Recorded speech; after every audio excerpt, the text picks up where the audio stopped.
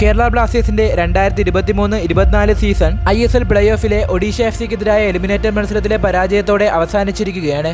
ഏറെ പ്രതീക്ഷകളുമായി തുടങ്ങി അവസാനം നിരാശകൾ മാത്രം സമ്മാനിച്ചതായിരുന്നു ബ്ലാസ്റ്റേഴ്സിന്റെ 2023-24 സീസൺ. പരിക്കുകളാണ് സീസണിൽ ബ്ലാസ്റ്റേഴ്സിന് വില്ലനായി മാറിയത്. പ്രധാന താരങ്ങൾക്ക് പലർക്കും സീസൺ ഭൂരിഭാഗവും നഷ്ടമായപ്പോൾ ചിലർക്ക് സീസൺ മുഴുവനായി നഷ്ടമായി. അത്തരത്തിൽ ബ്ലാസ്റ്റേഴ്സിൽ ഇഞ്ചറികൾ പറ്റിയ താരങ്ങളെ വെച്ചൊരു ലൈനപ്പ്, അതാണ് ഈ വീഡിയോ.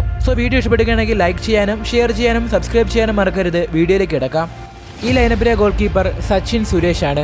സീസണിൽ മികച്ച പ്രകടനം കാഴ്ചവെച്ചിരുന്ന സച്ചിൻ സുരേഷിന് ISL ബ്രേക്കിന് ശേഷം ബ്ലാസ്റ്റേഴ്സ് കളിച്ച മൂന്നാമത്തെ മത്സരമായ ചെന്നൈയിൻ FCക്കെതിരായ മത്സരത്തിലാണ് ഇഞ്ചറി പറ്റുന്നത്. സച്ചിന് പറ്റിയ ഇഞ്ചറി ശേഷം സീസണിൽ ബ്ലാസ്റ്റേഴ്സിനെ വലിയ രീതിയിൽ തന്നെ ബാധിച്ചു എന്ന് വേണം പറയാൻ. സെന്റർ ബാക്ക് ലെസ്കോവിച്ചും പ്രീതം കോട്ടാലുമാണ്. സീസണിൽ ഇഞ്ചറി കാരണം 10 മത്സരങ്ങളാണ് ലെസ്കോവിച്ചിന് നഷ്ടമായത്.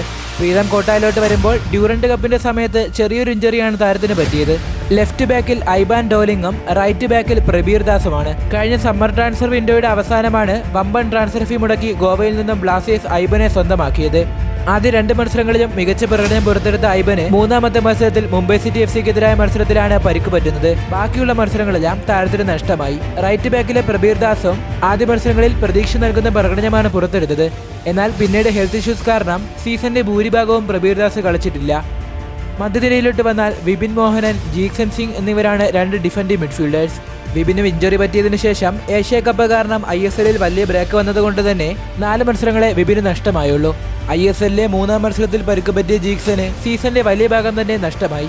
മാത്രമല്ല ഇഞ്ചറിക്ക് ശേഷം പഴയ ഫോമിലേക്ക് എത്താൻ ജീക്സന് കഴിഞ്ഞിട്ടില്ല. ലെഫ്റ്റ് മിഡ്ഫീൽഡർ ലൂണയും റൈറ്റ് മിഡ്ഫീൽഡർ സൗരവുമാണ്. 9 മത്സരങ്ങളിൽ നിന്ന് 7 ഗോൾ കോൺട്രിബ്യൂഷനുകളുമായി മികച്ച ഫോമിൽ നിൽക്കവെയാണ് ബ്ലാസ്റ്റേഴ്സ് ക്യാപ്റ്റൻ അഡ്രിയാൻ ലൂണയ്ക്ക് പരിക്ക് പറ്റുന്നത്. ലൂണെ പോലെ ഒരു താരത്തെ ബ്ലാസ്റ്റേഴ്സ് എത്രത്തോളം മിസ് ചെയ്തു എന്നത് പറയേണ്ടതില്ലല്ലോ. സീസണിൽ ബ്ലാസ്റ്റേഴ്സിന്റെ അവസാന മത്സരമായ ഒഡീഷ FCക്കെതിരായ എലിമിനേറ്റർ മത്സരത്തിലെ 2-ാം പകുതിയിലാണ് ലൂണ പിന്നീട് കളിക്കുന്നത്. കളിച്ച മത്സരങ്ങളിലെല്ലാം മികച്ച പ്രകടനം പുറത്തെടുത്ത സൗരവ് മണ്ടാലിനും സീസണിന്റെ വലിയ ഭാഗം തന്നെ പരിക്ക് കാരണം നഷ്ടമായിട്ടുണ്ട്.